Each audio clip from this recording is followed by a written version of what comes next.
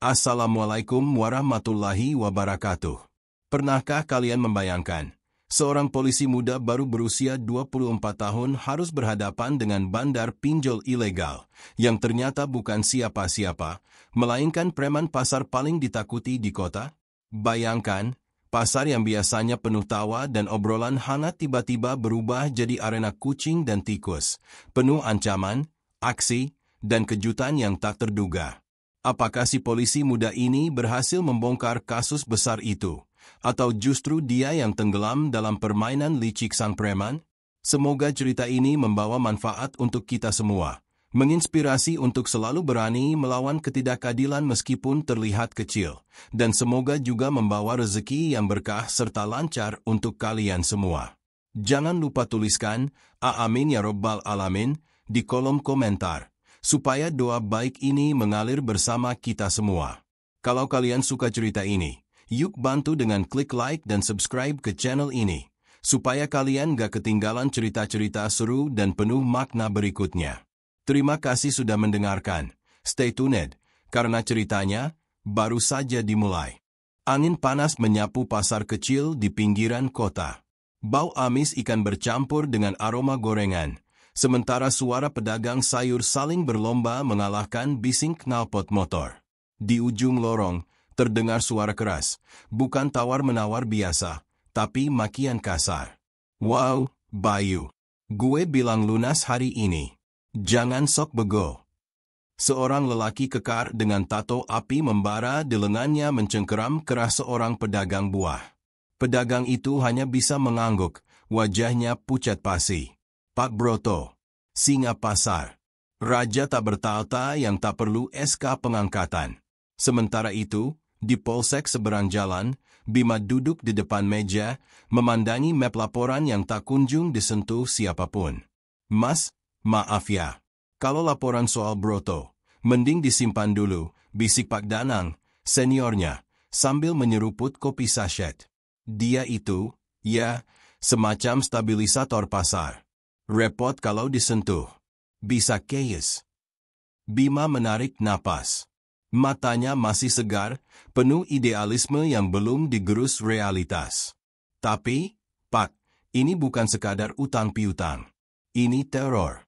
Lihat laporan Bu Maya, ada ancaman, perusakan. Pak Danang tertawa kecil, sarkastik. Iya, preman. Jahat. Nggak sopan. Tapi tahu nggak, Dik? Ada studi tak resmi. Broto itu lebih cepat bantu modal pedagang ketimbang kredit usaha rakyat. Kan lucu?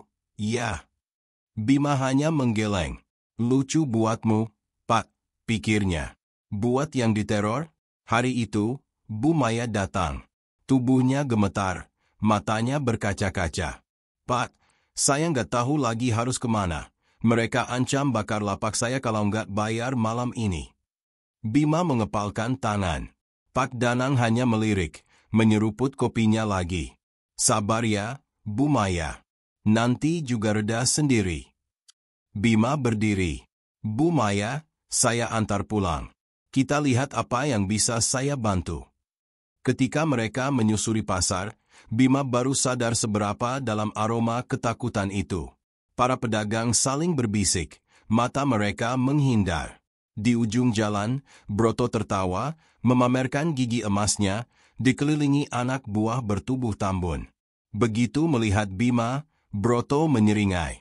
Nah, ini dia pahlawan baru. Mau main polisi-polisiannya, Mas? Bima menegakkan badan.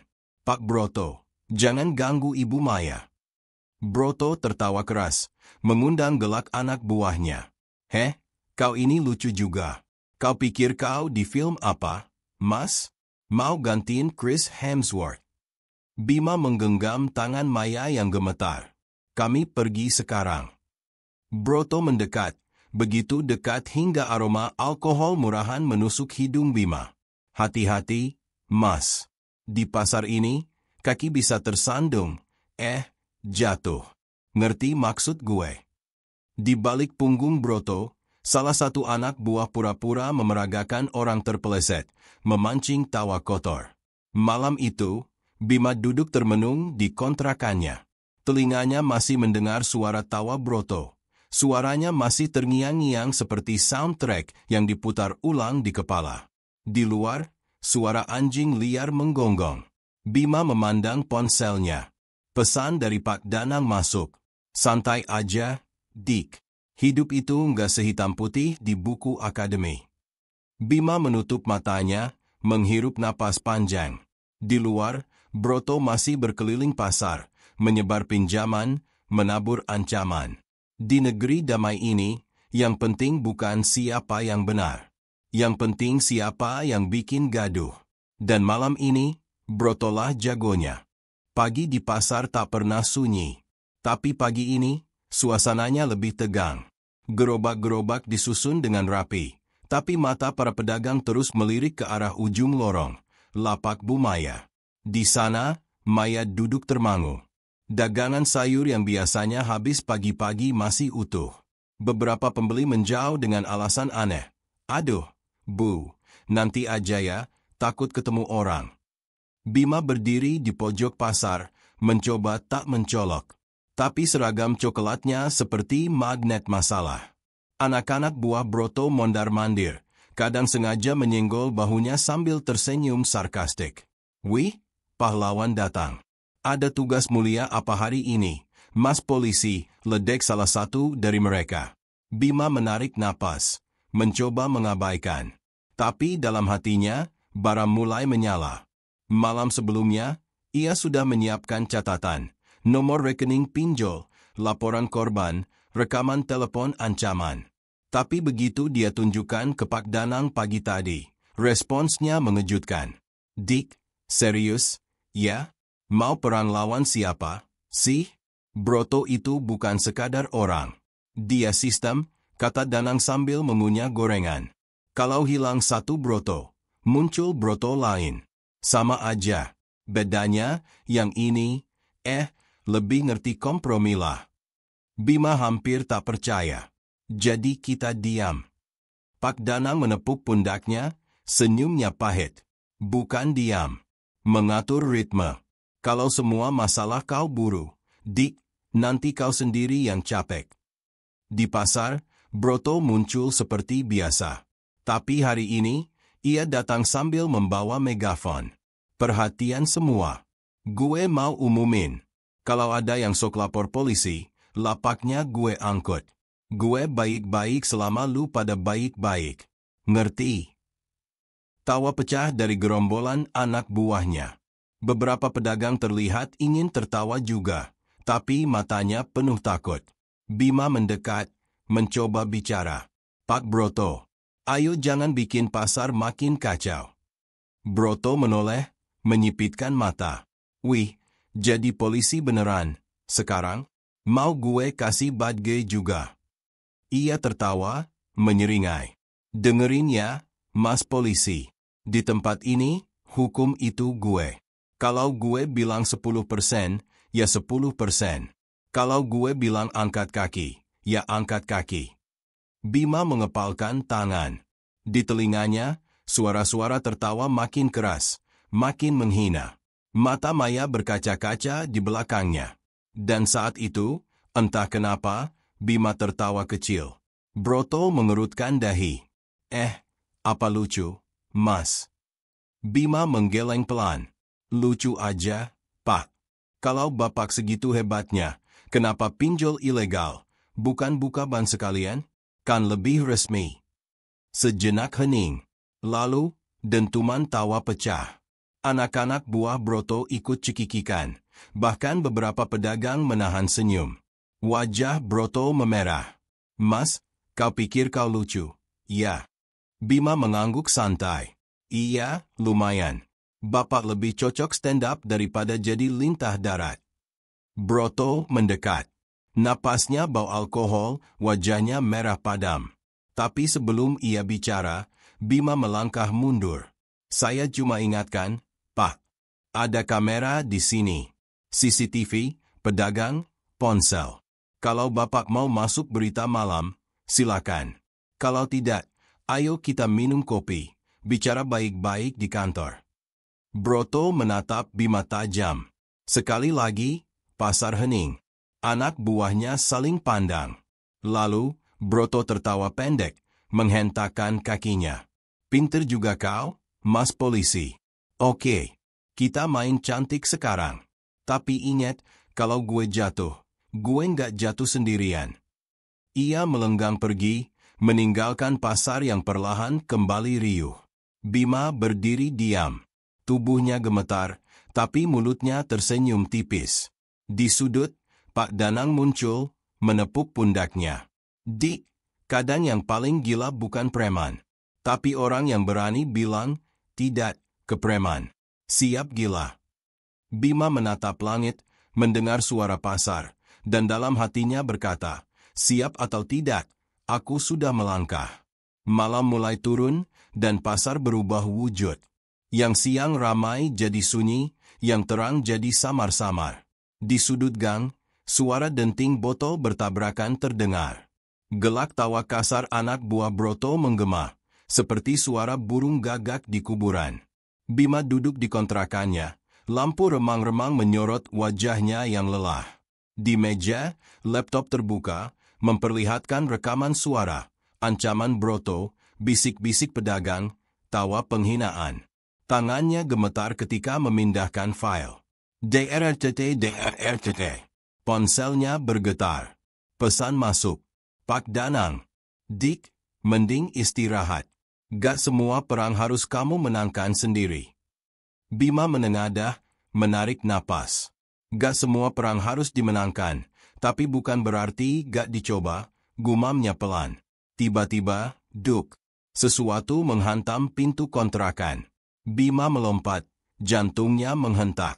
Dia membuka perlahan. Batu bata dengan cat merah di atasnya tergeletak.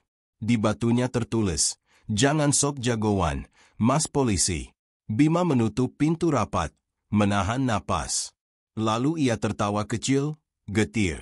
Satir kehidupan. Preman pasar sekarang pakai pesan tertulis. Romantis juga, bisiknya, sambil mengambil ponsel. Keesokan harinya, Bima datang ke kantor dengan lingkaran hitam di mata. Pak Danang meliriknya, mengangkat alis. Kena surat cinta dari Broto. Ya. Bima mengangguk santai. Ya, setidaknya dia kreatif. Pak Danang tertawa, tapi nadanya getir. Dik, kadang saya bingung. Kita ini polisi, apa penonton sirkus? Ya. Hari itu Bima mengambil langkah besar. Ia menelepon atasannya di Polres. Ia menyerahkan semua bukti, meminta penyelidikan resmi. Siap, Bima. Tapi pastikan kau bisa pegang pasar sampai tim kami datang. Jangan bikin kegaduhan dulu, kata suara di telepon. Bima tersenyum masam. Di sini, gaduh itu standar harian, Pak. Di pasar, Broto sudah siap main. Kali ini dia datang dengan konvu motor berknalpot bising. Di tengah pasar, ia berdiri, megafon di tangan, berbicara seperti orator kampanye. Saudara-saudara, mulai besok, yang mau pinjam, langsung ke saya. Gak ada biaya admin, gak ada bunga menggila. Asal bayar tepat waktu. Hahaha. Pedagang tersenyum kecut, tertawa palsu. Bima muncul di ujung lorong, tangan di saku. Broto melambaikan tangan. Wih, Mas Polisi. Mau pinjam juga? Iya. Bima melangkah pelan. Enggak, Pak. Saya lagi lihat stand-up show gratis. Broto mendengus, mendekat. Hati-hati, Mas. Kadang penonton bisa dilempar botol, tahu. Bima mendongak. Dan kadang pelawak bisa dipanggil polisi, tahu. Sekali lagi, ketegangan menggantung di udara seperti asap tebal. Namun, Broto justru tertawa, menepuk pipi Bima dengan ringan. Penghinaan kecil yang membuat darah Bima mendidih. Mas, dunia ini bukan soal hitam putih. Kadang abu-abu itu lebih nyaman, kata Broto. Senyumnya seperti irisan pisau. Bima menatap matanya, senyum tipis muncul. Kalau begitu, siap-siap. Abu-abunya mau saya sapu bersih. Malam itu, di kontrakan, Bima mempersiapkan perang. Dia menyiapkan kamera kecil, memeriksa baterai ponsel, memastikan semua rekaman aman. Dan untuk pertama kalinya, Bima merasa senyap malam bukan cuma sunyi, tapi janjian bisu antara kucing dan tikus. Di kejauhan, pasar masih terdengar. Suara gelak tawa Broto menembus dinding, seperti bayang-bayang yang tak mau hilang. Besok, pikir Bima, kita lihat siapa yang benar-benar abu-abu. Pagi itu langit mendung, seperti tahu sesuatu akan pecah. Pasar masih seperti biasa. Pedagang tertawa hambar, pembeli menawar pura-pura ceria. Anak buah Broto mondar-mandir dengan dada membusung. Di salah satu sudut, Broto duduk santai di kursi plastik reyot, kaki selonjoran di atas peti buah, tangan memegang rokok, dan mulut penuh guyonan jorok. Di sekelilingnya, anak buah tertawa, menikmati kekuasaan kecil mereka. Bayu, udah lunas belum? Jangan bikin gue kasih diskon pakai pentungan, teriak Broto. Semua ikut tertawa. Semua, kecuali Bima, yang mengamati dari kejauhan. Hari ini Bima datang bukan sebagai polisi pemula. Hari ini dia datang sebagai penantang. Di pinggir pasar, tim dari Polres sudah siap. Mobil-mobil tak bertanda, rompi hitam, kamera tersembunyi. Bima berjalan pelan ke arah Broto, tangan di saku, wajah tanpa ekspresi. Pagi, Pak Broto, sapa Bima tenang. Broto mendengus. Nah, pahlawan datang. Mau selfie, Mas Polisi? Bima tersenyum tipis. Boleh, tapi jangan kaget kalau fotonya muncul di berita malam. Broto tertawa. Haha, Mas, dengar ya, nggak ada kamera yang berani motret gue. Di pasar ini, gue yang atur angle-nya. Bima melirik langit.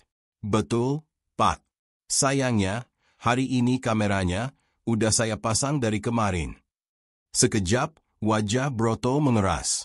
Anak buahnya mulai berdiri, menyadari ada yang tak beres. Tapi sebelum mereka bergerak, suara brak-brak-brak terdengar. Polisi bersenjata muncul dari segala arah. Polisi. Semua tangan di atas kepala. Pasar meledak dalam kekacauan. Pedagang berteriak, barang dagangan berserakan, anak-anak buah Broto terjengkang saat digiring keluar. Broto sendiri masih duduk, wajahnya merah padam, napas memburu. Bima berdiri di depannya, membungkuk sedikit. Pak Broto, saya hormat. Bapak bukan sekadar preman. Bapak itu, institusi. Nada Bima sarkastik, senyumnya tipis seperti pisau. Broto menggeram. Berani-beraninya kau. Bukan berani, Pak. Bosan. Bosan lihat orang kayak Bapak yang merasa pasar ini panggung pribadi. Jawab Bima, lirih. Polisi menggiring Broto, tangan terborgol. Wajahnya menyeringai meskipun matanya menyala marah. Mas Polisi, gue tumbang. Tapi ingat, nggak semua orang senang kalau pasar bersih.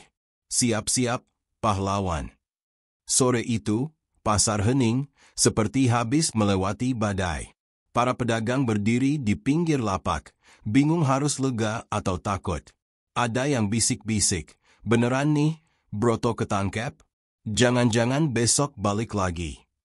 Bima berjalan melewati mereka, menepuk pundak Bu Maya. Tenang, Bu. Pelan-pelan kita rapikan. Bu Maya mengangguk, tapi matanya masih menyimpan ragu. Di sudut, Pak Danang menghampiri, membawa 2 cangkir kopi. Dik, katanya sambil menyodorkan kopi. Terima kasih, Pak, jawab Bima. Mereka berdiri berdampingan, memandang pasar yang kembali tertata. Danang tertawa pelan. Kau tahu, Dik, kadang rasanya lebih gampang ngurus maling besar daripada nyapu jalan. Bima mengangguk. Iya, Pak. Tapi kalau kita biarkan, maling kecil lama-lama jadi raksasa. Danang menyeruput kopi, mengangkat alis. Bagus. Besok kau kutugasin bikin laporan ronda kampung. Supaya nggak lupa sama yang kecil-kecil. Bima tertawa. Siap, Pak. Di berita malam, wajah Broto muncul.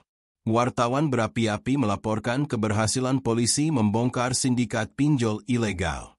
Pejabat tersenyum di layar, mengklaim prestasi.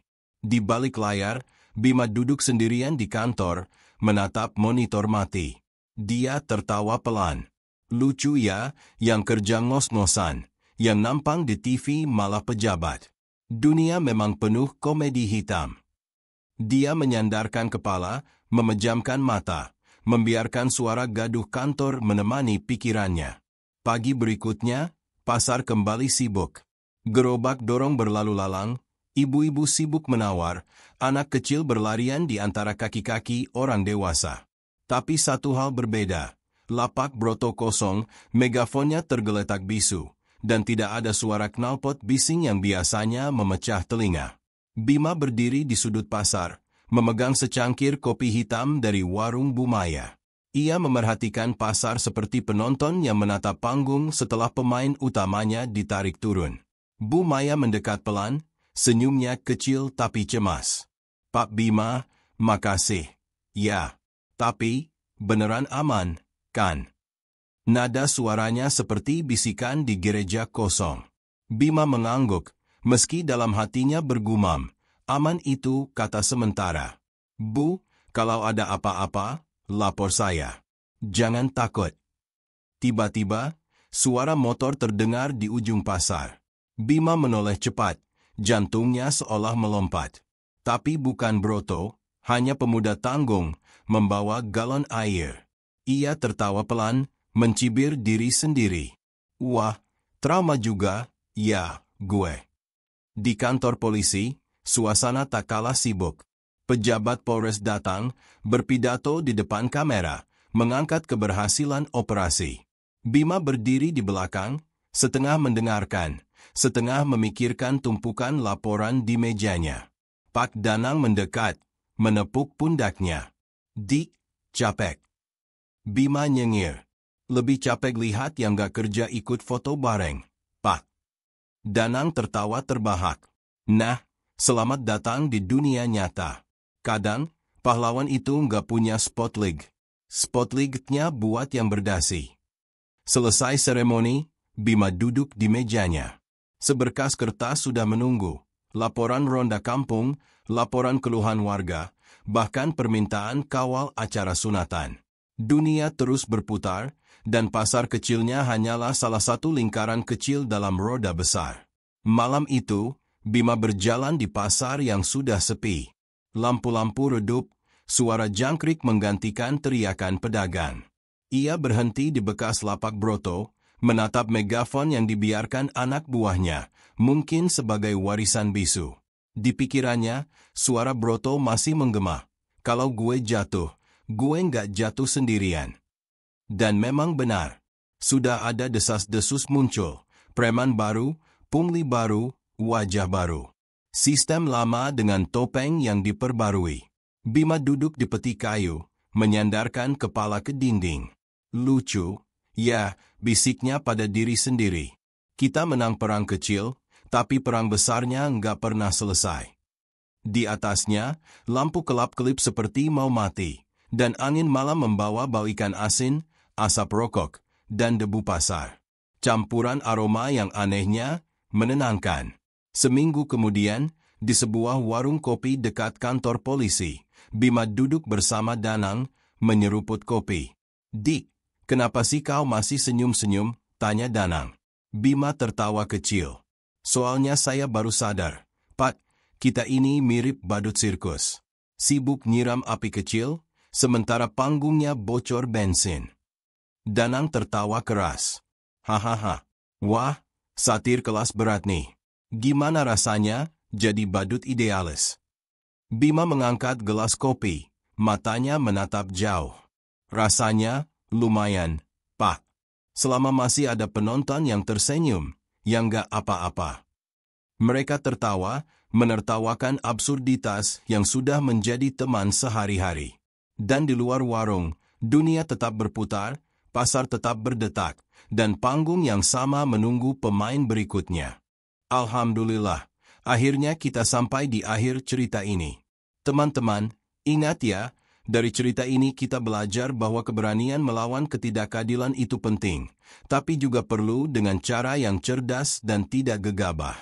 Kadang, perubahan besar memang dimulai dari langkah-langkah kecil, dari orang-orang yang mungkin tidak kita duga. Tapi yang paling penting, jangan lupa, cerita ini hanyalah fiksi, hanya hasil imajinasi semata. Jadi, jangan dibawa terlalu serius atau dikaitkan dengan kejadian nyata. Ya, semoga cerita ini bisa jadi hiburan sekaligus renungan buat kita semua. Jangan lupa tuliskan pendapat kalian di kolom komentar. Dan seperti biasa, bantu channel ini berkembang dengan klik like, komen, dan tentunya subscribe supaya kalian gak ketinggalan cerita-cerita menarik berikutnya. Terima kasih sudah mendengarkan. Semoga sehat selalu, rezekinya lancar, dan hatinya penuh kebahagiaan. Wassalamualaikum warahmatullahi wabarakatuh.